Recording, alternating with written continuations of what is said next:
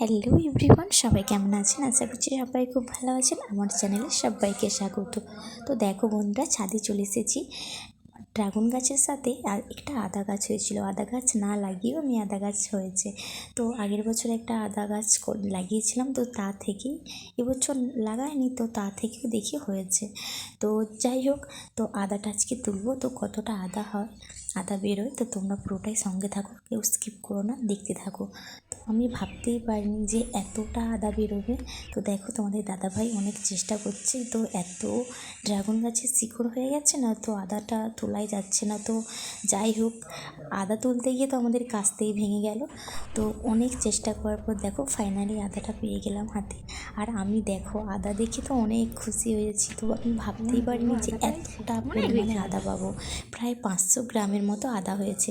তো আদাগুলোর গায়ে যেহেতু কাদার মাটি লেগেছিলো, তো আমি ভালো করে পরিষ্কার করে তো রোদ্রুতে দিয়েছি। তো তোমরাই দেখো কতটা আদা হয়েছে। আর সত্যি কথা বলতে আমি ভাবতেই পারিনি যে এতটা পরিমাণ আদা হবে, তাও আবার গাছ না লাগিয়ে।